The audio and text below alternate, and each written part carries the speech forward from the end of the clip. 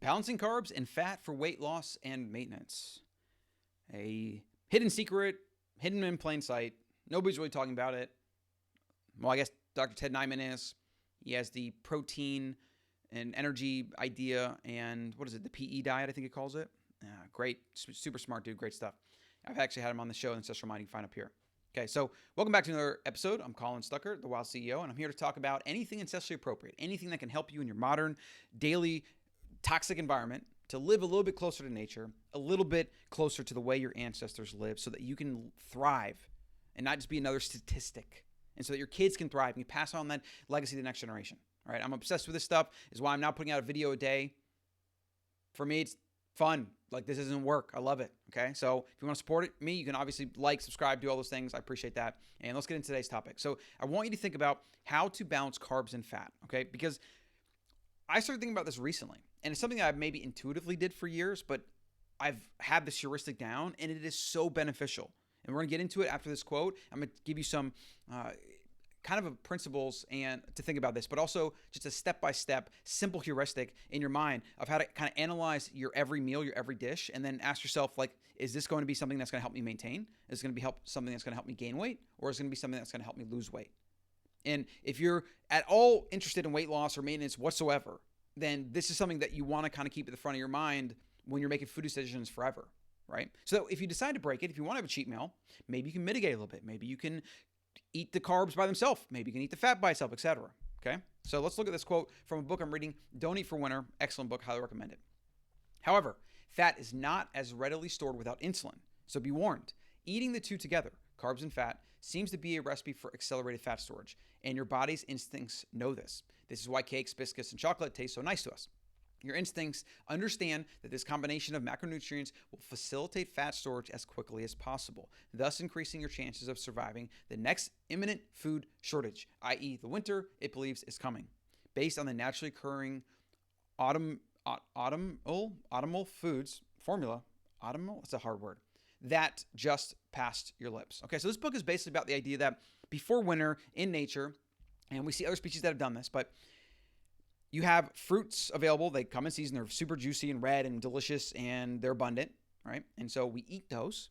It helps us gain fat, as bears do, as mammals do, as birds do, right? And some of these animals even then just gain as much fat as possible, and they sleep for the winter. Why? Because in the winter, it's way harsher. It's way more dangerous. You can freeze to death. You can starve. There's way less animals out and about. There's almost no flora or fauna in certain areas. Like if you were in when before the globe started warming, right? We kind of evolved they say at the end of an ice age, right? Which allowed our species to flourish. We probably wouldn't even have been here if the ice age was still in effect. And it was still very cold. Like think about it. Go out with 6 inches of snow and try to find some food. Try to even catch an animal. And you're like trudging through without actual snowshoes or anything like our hunter-gatherer ancestors would have had to contend with. So we've seen this in other species. We can just look at nature and see how this works, and we can make inferences to understand how foods might affect our biology based on looking at it through an ancestral, evolutionary appropriate lens. And that's what my entire YouTube channel is about. It's what I base my company on, Wild Foods. It's what everything I do is based on this idea, this understanding where we came from, understanding that we're mismatched today, and then what can we do to mitigate that, okay? So what he's saying here, and what the point of this video is, when you eat carbs and fat together, it's a recipe for fat gain, right? This is exactly what Dr. Ted Nyman is talking about and what he promotes in his PE diet book. He talks about it as a very simple way to think about this. Energy is carbs and fat, okay?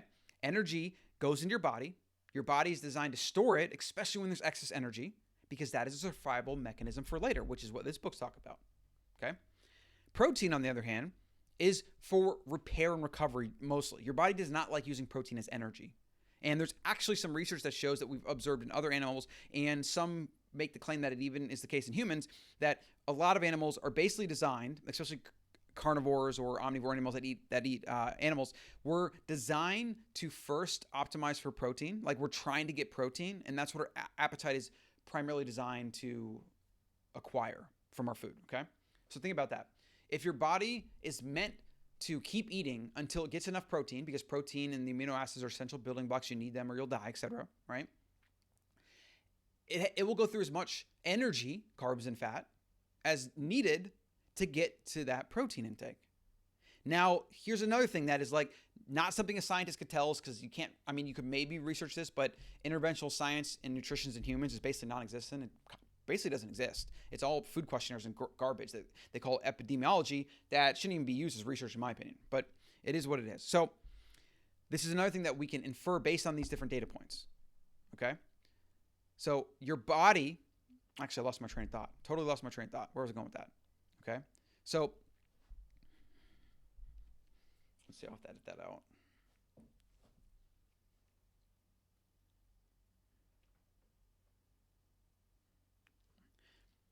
So if we look at the modern food environment, right, what do we have? We have energy-rich food, carbs and fat primarily, highly palatable foods that lack protein.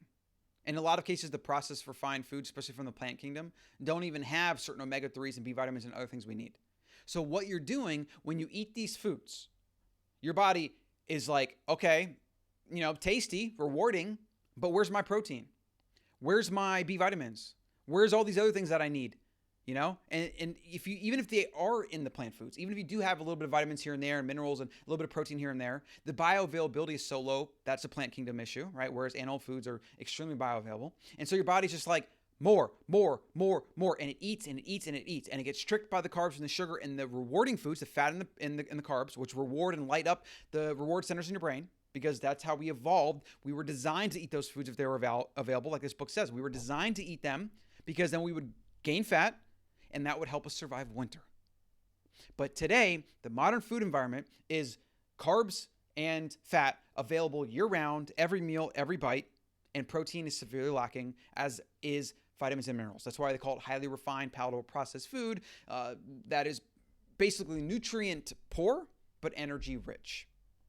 And I've even heard Sean Baker say, he said in our podcast, he believes that diabetes and a lot of the issues we run into of having too much food is we have a population that is nutrient starved, but energy rich and abundant. And it's like, I mean, literally everything we just talked about in this video should give you everything you need to know about nutrition, about health, about how to balance what you eat, what you don't eat. And you can ignore everything else. I mean, you could literally never watch a video again. You could never watch a fitness influencer or whatever, or have to listen to a podcast. If you just took this into consideration and you focused on real food, you balanced carbs and fat, especially if weight loss is a concern or maintenance, and you optimize for protein, you know? But let's get into the tangible kind of way to think about this when you're doing a meal, and the questions you can ask yourself, and how to think about this, particularly how to think about carbs and fat.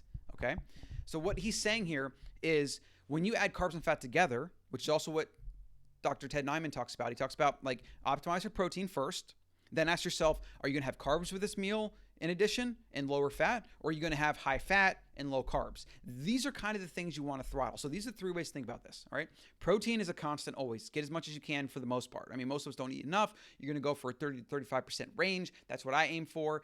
It's a good amount of protein. You're going to be full after eating that. You're not going to have a lot of room for the junk food, all right? So optimize protein first, even eat it first. Next is going to be high carb, low fat, or it's going to be high fat, low carb.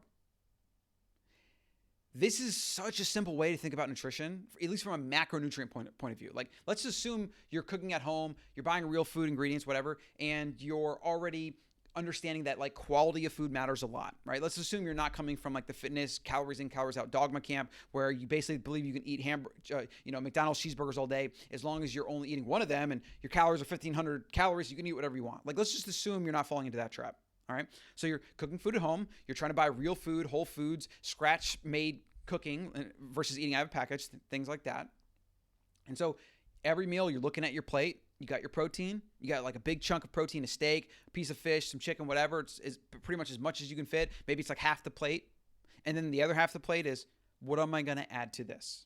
If you're doing more of a carnivore diet, you're generally going to be way lower carb anyways. And that's one of the benefits of carnivore, that, you know, it's just the lack of carbs, the lack of sugar. It just makes things way easier. But let's say you are doing a moderate carb diet and you're doing more of an omnivore approach. Then you ask yourself, okay, well, I got my options here. I got sweet potatoes. I made some gluten-free pasta, you know, or I got some white rice. So those are my carb choices right now. Now what am I going to do for the fat? am I going to put a little bit of butter on this? I'm going to kind of like curb my fat intake. Or am I going to throw on a bunch of cheese and butter and sour cream on top of my carbs, right? Then I would have protein, carbs, fat all high. Instead, what we want, again, is we want protein high. We want carbs high, fat low, or fat low, carb, or fat high. No, wait, what? We want carbs high if we're doing carbs high, although I don't recommend it all the time, fat low. Or the standard, carbs or protein high, fat high, carbs low. So that is really the simplest way to think about this. And the easiest way to balance this is always generally more lower carb. And so the way I like to do it is I like to throw in carbs last and only a little bit. And if I am doing more carbs, I try to avoid the fat, right? Because when you throw in carbs and fat together, you get fat gain. That's like literally the simplest way to think about this. And this is something that nobody really talks about other than Dr. Nyman, really. And it's such a simple way to think about food and calories. Now, listen, I'm a lean guy. I've always been pretty lean. I mean, although I was 40 pounds heavier when I was in my poker days and I started running and I burned all that off, but running and eating right, I should say. And I still consider my food because I want to stay lean. I want to have a six pack and do all those things. And I don't want to, let that kind of be fuzzied away. And it happens, and like I notice that if I'm eating out more, if I'm enjoying, carbs and fat together more often than I should be, because, a lot of those tasty, not great foods for you are full of carbs and fat and they come together wrapped up. When I'm doing that, I notice it in my midsection. And so when that happens, I get back to the basics and I pay attention, not eating out as much or at all, cooking at home. And then when I'm eating carbs, balancing that with fat, what am I doing? And if I'm eating fat, I'm balancing that with carbs. And I keep asking myself, what am I doing here? What does my plate look like?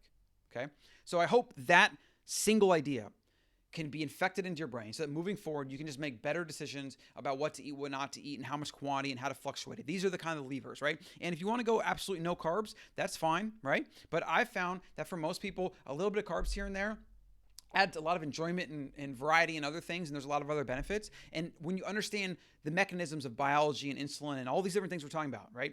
Then you can move these things up and down and you can be way more strategic with them so that if you want to do carbs, do it on a day where you do a higher carb day and you do way lower fat, right? And if you're having trouble gaining weight, just eat carbs, fat, and protein. Just eat as much of it as you can.